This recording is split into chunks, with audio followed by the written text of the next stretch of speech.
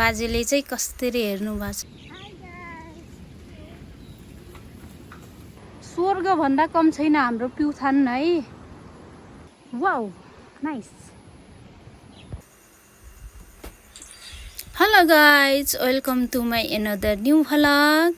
आज चाहिँ म मेरो साइकलको एउटा पाङ्रा पङ्क्चर भएको थियो, त्यसैले बनाउन आएको छु। हजुरहरू के कस्तो हुनुहुन्छ? आई होप सबैजना ठिक हुनुहुन्छ होला। बाजेले चाहिँ कसरी हेर्नु भएको छ, के गर्न लायो यो मान्छेले भनेर डराउनु भएको छ कि के हो र। ल है गाइज, म चाहिँ आइसकेँ खोलातिर।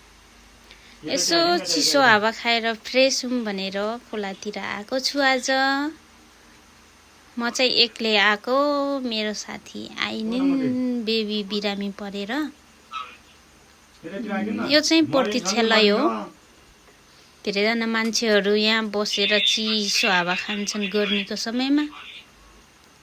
ओ माई गड, कति ठुलो है खोला, हेर्नु त धमिलो धमिलो छ। ओ माई गड, भ्यू त एकदम राम्रो छ त।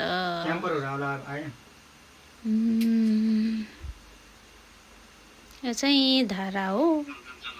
यहाँ चाहिँ जहिले 24 घण्टा पानी आउँछ।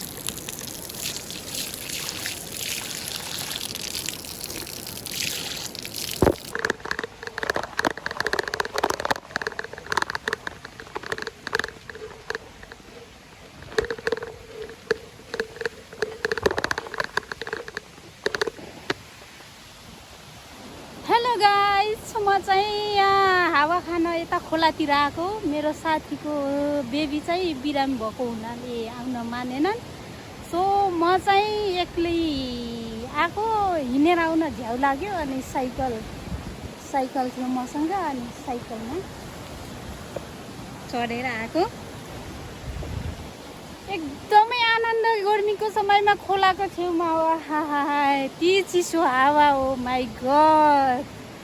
अब चाहिँ दिनकै आउनु पर्ला जस्तो छ है गाइज। हजुरहरूलाई म यहाँदेखि नै भ्यूहरू देखाउन चाहन्छु। राम्रोसँग हेर्नु होला र मनोरञ्जन लिनु होला। हस्, हेर्नुहोस् है त।